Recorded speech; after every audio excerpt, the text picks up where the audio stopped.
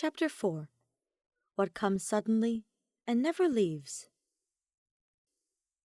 It was midterms, as the others called it. The first day was relatively easy. Kaito and Kokichi planned to spend the entire afternoon studying in the library.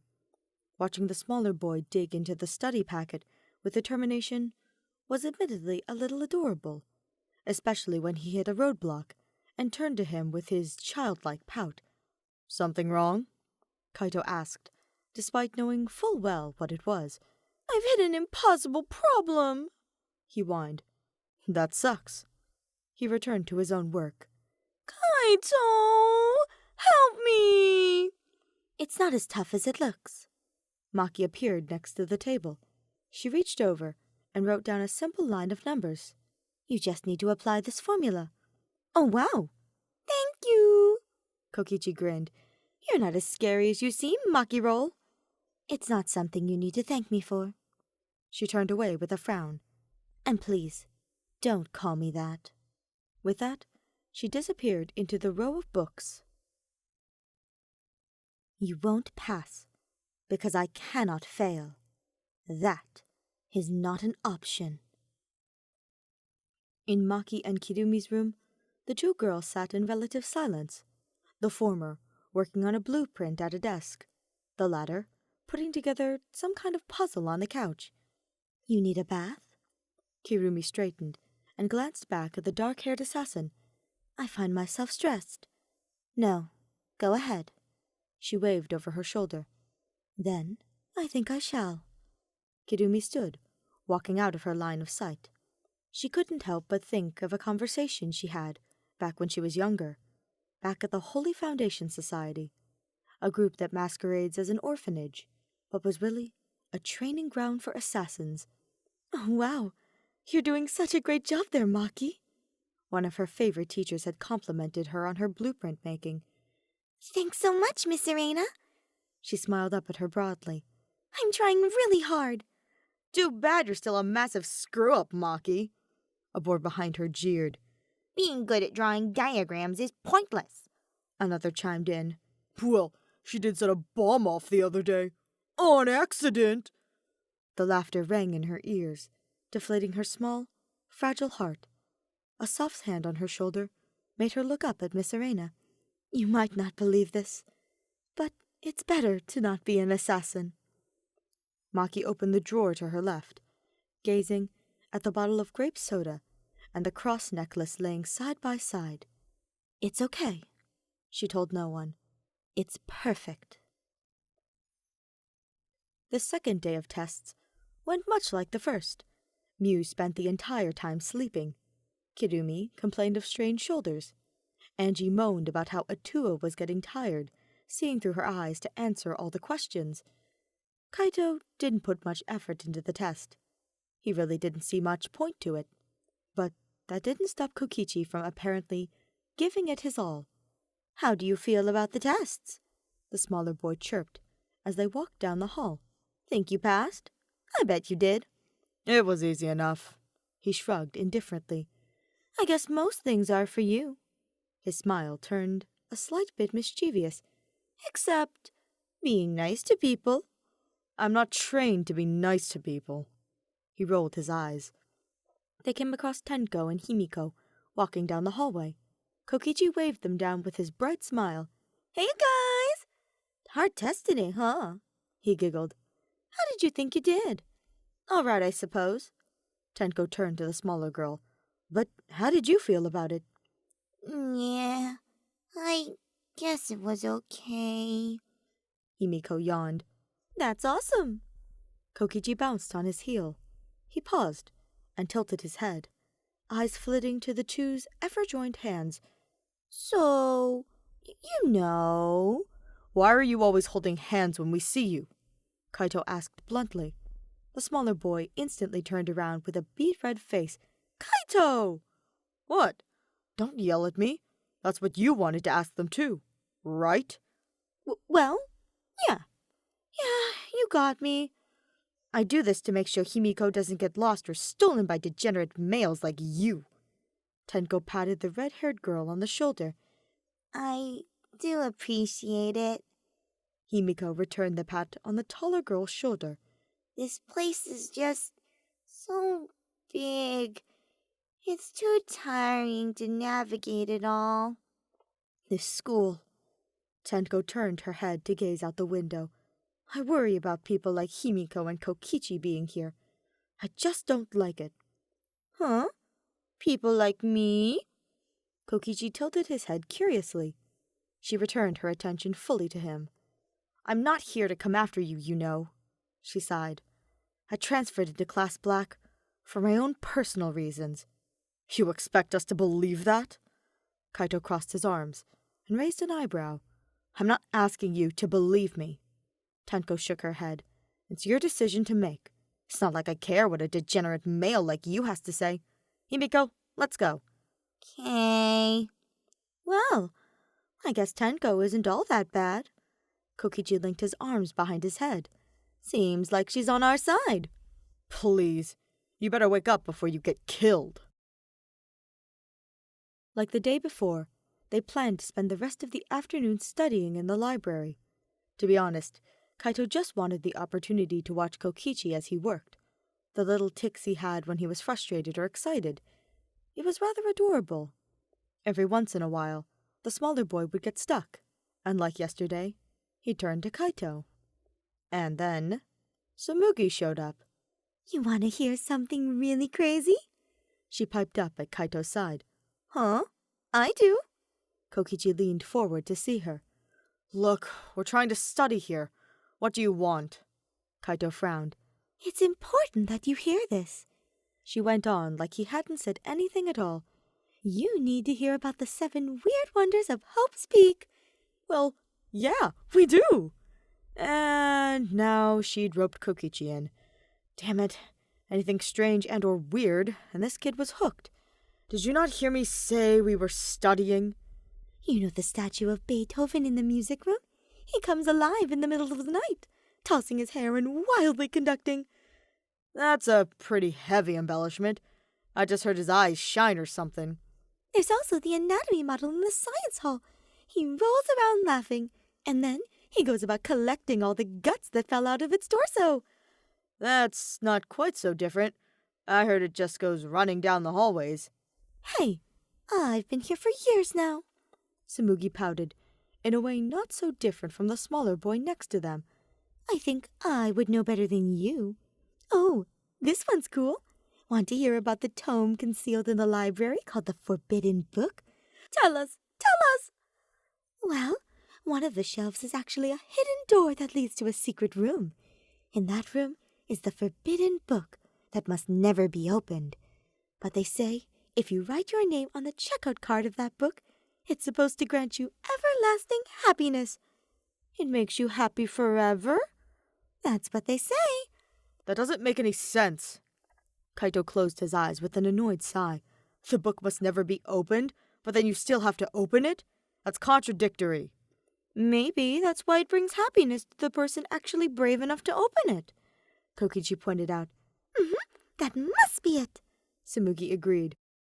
But you'd still have to find the hidden room before you'd even be able to start looking for the book. The smaller boy hummed. Studying? Isn't this loud, you know? Kaito jerked his thumb towards a particularly annoyed librarian, glaring in their direction. Oh, right. The minute they entered their dorm room, Kokichi looked down at the table and froze. The taller boy came up from behind him and saw why. An advanced notice. It was in a black envelope, with Kokichi's name scrawled on it with dainty handwriting. He shakily picked it up and opened it. Death is not the end of life. It is the circumvention of this lifetime. I think that's one of Luther's proverbs. Kaito's frown deepened. Okay, but what the hell is it supposed to mean? The smaller boy looked up at him with wide eyes. What matters is the clock is now ticking. He pointed to the digital display on the nearby desk. We've got 2 days. We can expect an attempt on your life sometime within the next 48 hours. Kokichi shuddered and began walking towards the fridge. Like when they walked in, he suddenly stopped, once the door was about 3 inches open. Kaito walked over to see a tripwire connected to a grenade hidden in the apples. He motioned for Kokichi to step back. He slipped the wire off its hook and gently picked the grenade up. Then, he simply pushed the arming pin back into place. The smaller boy gave a sigh of relief behind him. That was a close one, huh? He forced a smile and a laugh. Kaito searched the room for any other hidden explosives. The only other they found was hidden in a bottle of grape soda. Whoever it was clearly was skilled in that regard. He just had to figure out who it was. Maki, have you heard this? Heard what? Death is not the end of a person's life, but the circumvention of a lifetime. Do you understand that? Not really. Of course not. I don't know. It's just something that's always stuck with me. It always makes me wonder about death. Maybe it isn't so much life's conclusion as its pinnacle. Okay, I finished rigging it up. 5 minutes until target arrival. I'll complete the assignment. You can head on back now.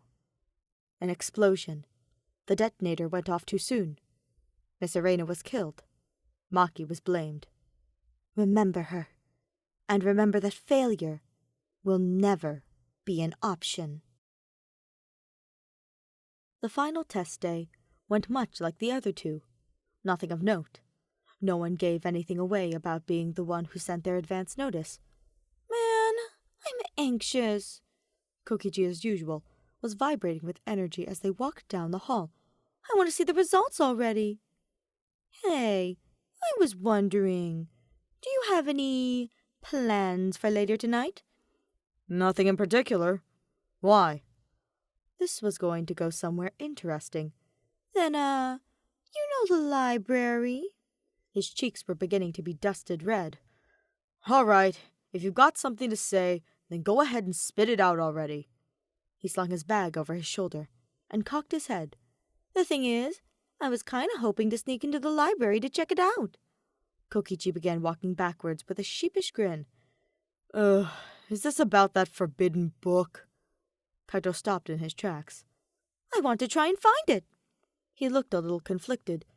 But I guess you don't think now is a very good time. Huh. Yeah, you guessed right.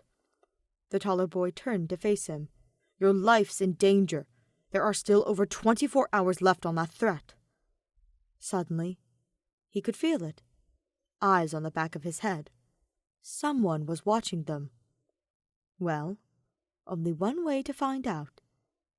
He let out a breath, as if he was relenting. Fine. If we take one look, will you drop it? Totally! Kokichi clung to his arm, face lit up like a kid on Christmas. Let's sneak in tonight while everyone's asleep. Yeah, okay. Quit clinging. Break. Break. That night, the two boys snuck into the school building and the front of the library.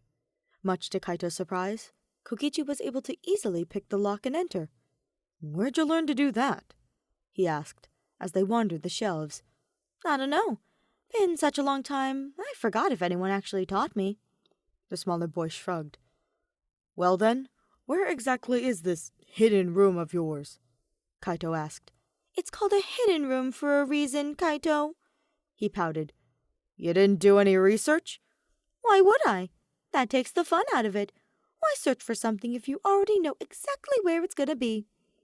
Whatever. As they passed a certain shelf, a chill went down his spine. A musty smell washed over him. Here. He pressed his hands against various books, gauging which one would be the mechanism to open the door. He heard a click and a whir, the sections of shelves swinging outwards. Wow! It really exists! Kokichi gasped. But how did you know it was here? The smell. Wait, really? Really. Now come on. They wandered the shelves until they came across something out of place. It was one of the cell phone straps Kokichi had made. Huh? What's this doing here? The smaller boy reached up for it. He didn't see the trap, and Kaito didn't either, until he heard a beeping sound. Without hesitation, he grabbed Kokichi and lay on top of him as an explosion rang through his ears.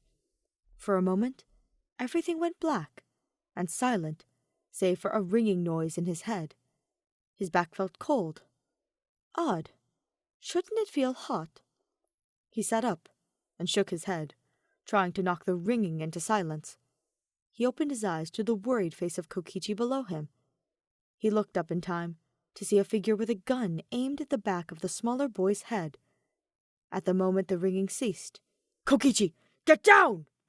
For the second time, he was shielding the smaller boy as gunshots rang out around them. Thankfully, none of them hit. He heard the figure beginning to run away.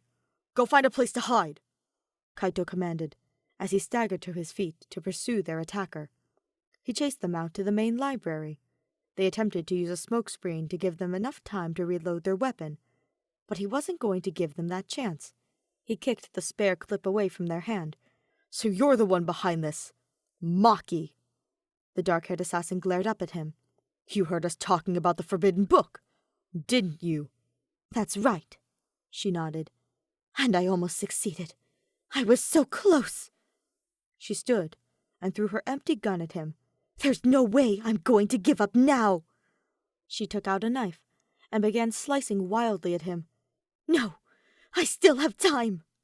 He dodged her attacks fairly easily. "You can't understand how I feel. How could you, Momota? I want out. I can't take it. I don't want to be an assassin anymore." "You just want out of the business?" Kaito grit his teeth. "Is that seriously the reward you're doing this for?" "Yeah, that's right." "So you're going to kill to never kill again? Well, that's ironic." He swiped his knife at her.